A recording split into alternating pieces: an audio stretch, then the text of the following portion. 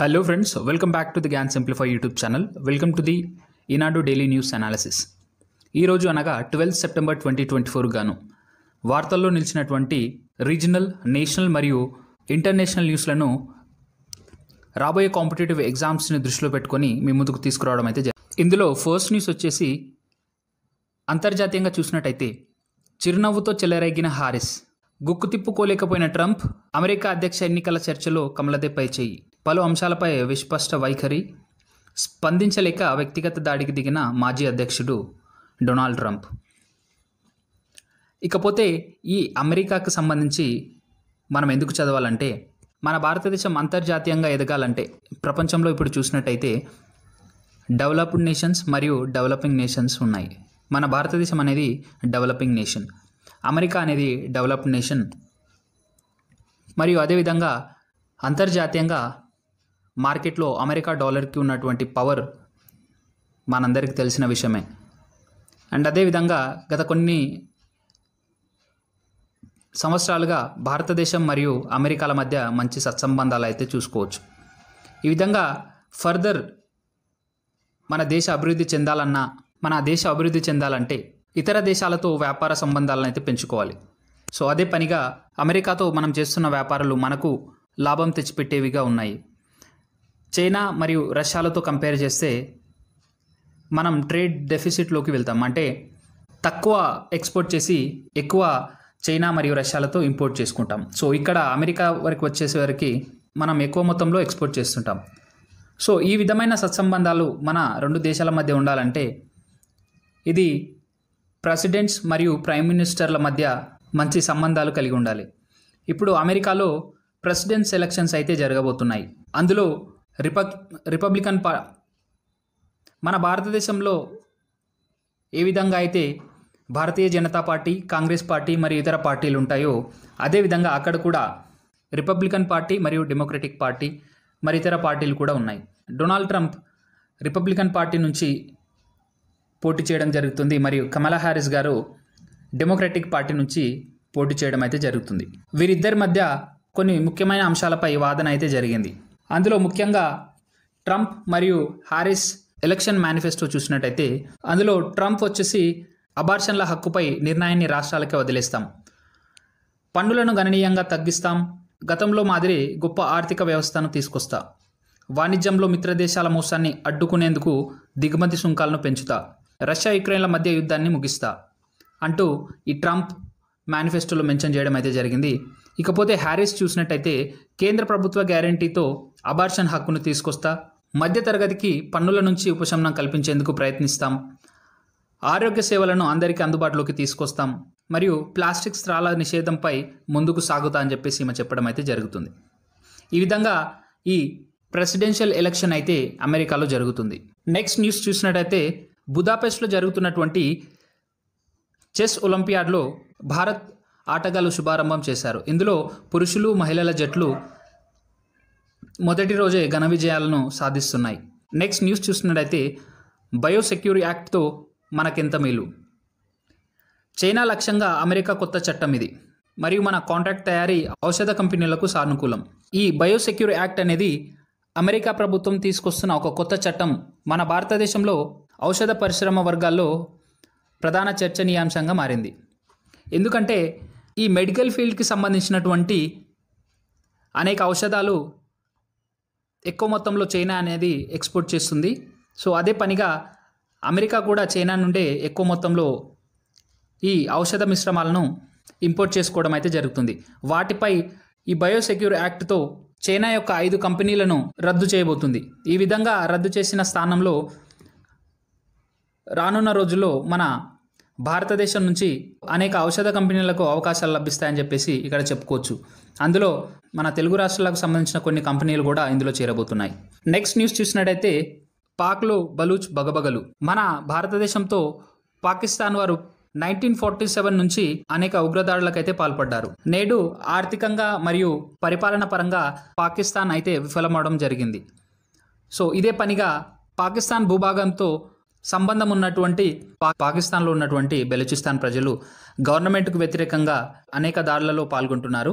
ఇటీవల బెలూచిస్తాన్లోని 10 జిల్లాలలో సాయుధ పోరాటాలు అయితే అక్కడి ప్రజలు లేవదీశారు. ఈ సాయుధ పోరాటంలో భద్రతా సిబ్బందితో పాటు సామాన్యులు చాలామంది కూడా ప్రాణాలు కోల్పోవడం అయితే జరిగింది. ఇందులో పాకిస్తాన్లో 2005 నుంచి 15 మధ్య కాలంలో ఉగ్రవాద ఘటనలు ఎక్కువగా చోటు చేసుకున్నాయి. ఆ తర్వాత క్రమంగా అవి తగ్గగా 2019 నుంచి 2024 వరకు ఈ పెద్ద మొత్తంలో ఈ ఉగ్రదాడులు అయితే పాకిస్తాన్లో చోటు చేసుకున్నాయి. అవి చూసినట్టయితే 2019లో 2284గా మరియు 2024 వచ్చేసరికి అవి కాస్త పెరిగి 876 ఉగ్రదాడులు అయితే మనం చూసుకోవచ్చు. ఈ విధంగా పాకిస్తాన్లో అంతర్గతంగా ఒక యుద్ధ వాతావరణం ఏర్పడిందని చెప్పుకోవచ్చు. ఇకపోతే నెక్స్ట్ న్యూస్ వచ్చేసి గ్రామ న్యాయాలయాల ఏర్పాటుపై అఫిడవిట్లు సమర్పించండి అని చెప్పేసి హిమాచల్ ప్రదేశ్ రాష్ట్రంతో సహా పలు ఇతర రాష్ట్రాలకు కూడా ఆదేశాలు జారీ చేయడం అయితే జరిగింది. సుప్రీంకోర్టు దేశవ్యాప్తంగా గ్రామ న్యాయాలయాల ఏర్పాటు చేసేలా కేంద్రం రాష్ట్రాలను ఆదేశించాలని కోరుతూ దాఖలైన పిటిషన్పై బుధవారం విచారణ సందర్భంగా ఈ వ్యాఖ్యలు చేసింది. ఈ ధర్మాసనంలో justice PK Mishra, justice KV Viswanathan సభ్యులుగా ఉన్నారు. 2009 నుంచి గ్రామ న్యాయాలయాల ఏర్పాటుపై హిమాచల్ హైకోర్టు ఆ రాష్ట్ర ప్రభుత్వానికి పదే సూచిస్తున్నా పట్టించుకోవడం లేదని చెప్పేసి ఒక పిటిషనర్ తరపున న్యాయవాది ధర్మాసనం దృష్టికి తీసుకొచ్చారు.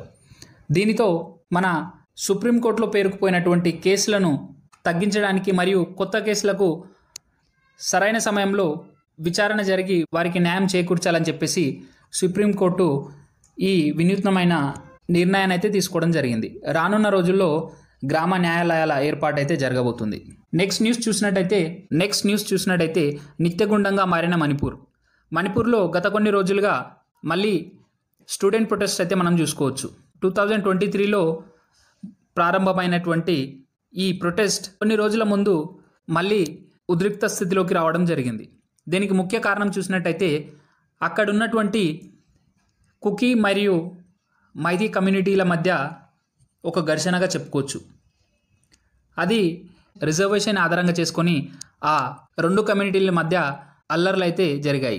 ప్రస్తుతం ఇప్పుడు ఢిల్లీలో కుకీ కమ్యూనిటీకి చెందినటువంటి విద్యార్థులంతా మణిపూర్ గవర్నమెంట్కి అగెన్స్ట్గా మరియు సెంట్రల్ గవర్నమెంట్కి అగెన్స్ట్గా ఈ ప్రొటెస్ట్ అయితే చేయడం జరుగుతుంది. ఇందులో 230 మంది ప్రాణాలు కోల్పోగా 60,000 మందికి పైగా ప్రజలు ఇల్లు వాకిలికి దూరమై దయనీయ జీవితాలను గడుపుతున్నారు.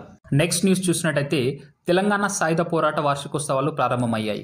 ఈ తెలంగాణ సాయుధ పోరాట వార్షికోత్సవాలు అనేటివి ఈ నెల 11 నుంచి 17 వరకు రాష్ట్రమంతటా చేపట్టనున్నారు. నెక్స్ట్ న్యూస్ చూసినట్టయితే విద్యుత్ వాహనాల ప్రోత్సాహానికి ఫేమ్ స్థానంలో PM E-డ్రైవ్. ఈ PM E-డ్రైవ్లో 2 పథకాలు ఉన్నాయి. ఈ 2 పథకాలకు గాను 14,335 కోట్లు అయితే కేటాయించడం జరిగింది. ఇందులో మొదటి పథకం వచ్చేసి PM electric drive revolution in innovative vehicle enhancement.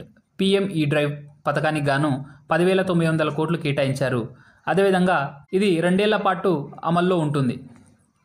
Next చూసినట్టయితే PM E-బస్ సేవా పేమెంట్ సెక్యూరిటీ మెకానిజం PSM పథకానికి గాను రూపాయలు 3,435 కోట్లు కేటాయిస్తూ మంత్రివర్గం బుధవారం నిర్ణయం తీసుకుంది. ఈ PM E-డ్రైవ్ పథకం గురించి చూసినట్టయితే 3,679 కోట్ల విద్యుత్ విభాగంలోని ద్విచక్ర, త్రిచక్ర వాహనాలు, అంబులెన్సులు, ట్రక్కులు మరియు ఇతర ఈవీలకు సబ్సిడీ ఇస్తామని చెప్పేసి చెప్పడం జరిగింది. మరియు PM E-బస్ సేవా పథకం చూసినట్టయితే ప్రజా రవాణా సంస్థ PTAలు ఈ బస్సుల కొనుగోలుతో పాటు 12 ఏళ్ల పాటు నిర్వహించడానికి రూపాయలు 3,435 కోట్లు కేటాయించారు.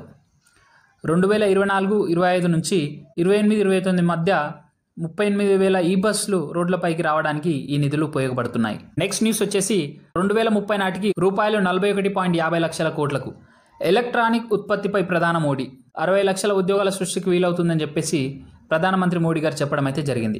ప్రస్తుతం మన ఎలక్ట్రానిక్ వెహికల్స్ ఎక్స్పోర్ట్ చూసినట్టయితే 2023 మరియు 24 ఫైనాన్షియల్ ఇయర్ గాను $22.12 బిలియన్ గా చెప్పుకోవచ్చు. మరియు దీనిని 2030 వరకు $61 బిలియన్ వరకు తీసుకెళ్తామని చెప్పేసి ప్రధానమంత్రి మోడీ గారు అయితే తెలియజేయడం జరిగింది. ఇది ముఖ్యంగా క్లైమేట్ చేంజ్ని దృష్టిలో పెట్టుకొని హరిత హైడ్రోజన్పై దృష్టి పెట్టాలని చెప్పేసి ఈయన చెప్పడం అయితే జరిగింది. ఇదే పనిగా అనేక మిత్ర దేశాలతో సెమీ కండక్టర్లపై ఒప్పందాలను కూడా కుదుర్చుకోవడం జరిగింది. ఈ విధంగా రానున్న రోజుల్లో ఎలక్ట్రానిక్ రంగంలో ఎక్స్పోర్ట్స్ మరింత వేగంగా పెరగనున్నాయి. అదేవిధంగా ఉద్యోగ అవకాశాలు కూడా కలగనున్నాయని ఈ న్యూస్ ద్వారా మనం తెలుసుకోవచ్చు. నెక్స్ట్ న్యూస్ చూసినట్టయితే ఏషియా పసిఫిక్ సభ్య దేశాల చైర్మన్గా కేంద్ర మంత్రి రామ్మోహన్ నాయుడు మంత్రుల స్థాయి సదస్సులో ఏకగ్రీవ నిర్ణయం. ఈ ఏషియా పసిఫిక్ మినిస్ట్రియల్ కాన్ఫరెన్స్ అనేది న్యూఢిల్లీలోని భారత మండపంలో ఆర్గనైజ్ చేయడం అయితే జరిగింది. మన భారత సివిల్ ఏవియేషన్ మినిస్టర్ అయినటువంటి రామ్మోహన్ నాయుడు గారు చైర్మన్గా ఉండడం అయితే జరిగింది. ఈ ఏషియా పసిఫిక్ మినిస్టీరియల్ కాన్ఫరెన్స్లో పార్టిసిపేట్ చేసినటువంటి ఇంటర్నేషనల్ సివిల్ ఏవియేషన్ ఆర్గనైజేషన్ సంస్థ head mister Salvatore Sciacchitano and secretary of the ministry of civil aviation మరియు అదేవిధంగా ఏషియా పసిఫిక్లో ఉన్నటువంటి 29 దేశాల నుండి ప్రతినిధులు రావడం అయితే జరిగింది. ఈ సభాముఖంగా ఏషియా పసిఫిక్లో ఉన్నటువంటి ఏవియేషన్కి సంబంధించి అన్ని రకాల విషయాలను అయితే చర్చించడం జరిగింది. నెక్స్ట్ కరెంట్ అఫైర్స్ చూసినట్టయితే స్విట్జర్లాండ్ అనేది రీసెంట్గా 2024 గాను బెస్ట్ ర్యాంకింగ్ కంట్రీస్లో మొదటి ప్లేస్ని అయితే చేజిక్కించుకుంది. మన ఇండియా దీనిలో 33వ ర్యాంక్ని అయితే తీసుకురావడం జరిగింది. మరియు నెక్స్ట్ న్యూస్ చూసినట్టయితే ఇండియా అనేది 5G స్మార్ట్ ఫోన్స్కి సెకండ్ లార్జెస్ట్ మార్కెట్గా రావడం అయితే జరిగింది. ఇందులో 13% షేర్ అయితే ఇండియా తీసుకుంటుంది. మొదటి ప్లేస్ చూసినట్టయితే చైనా 32% షేర్తో గ్లోబల్ 5G మార్కెట్ని నడుపుతోంది.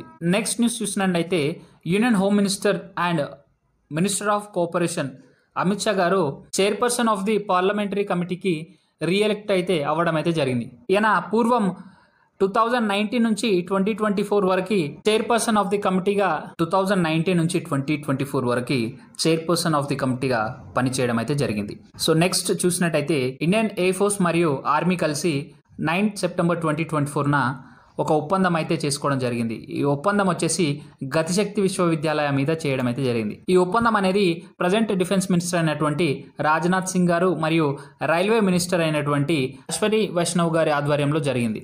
నెక్స్ట్ న్యూస్ చూసినట్టయితే ఇంగ్లీష్ ఛానల్ను ఈదిన అతిపిన్న వయస్కురాలిగా అత్యంత వేగంగా ఈదిన పారా స్విమ్మర్గా ఇటీవల ప్రపంచ రికార్డు సృష్టించిన ముంబైకి చెందిన 16 ఏళ్ల యువతి ఎవరు? ఇంగ్లాండ్లోని అబాట్స్క్లిప్ నుంచి ఫ్రాన్స్లోని పాయింట్ డి లకోటే డూన్ వరకు 34 కిలోమీటర్లు ఈతను 17 గంటల 25 నిమిషాల్లో పూర్తి చేయడం అయితే జరిగింది. ఈవిడ పేరు వచ్చేసి జియా రాయ్. ఫ్రెండ్స్, మీకు ఈ వీడియో ఇన్ఫర్మేటివ్గా అనిపిస్తే please do like the video and share the video with your friends. అదేవిధంగా ఫర్దర్ మీకు ఇలాంటి ఎడ్యుకేషనల్ కంటెంట్ వీడియోస్ కావాలనుకుంటే please subscribe my channel and hit the bell icon button. Thank you.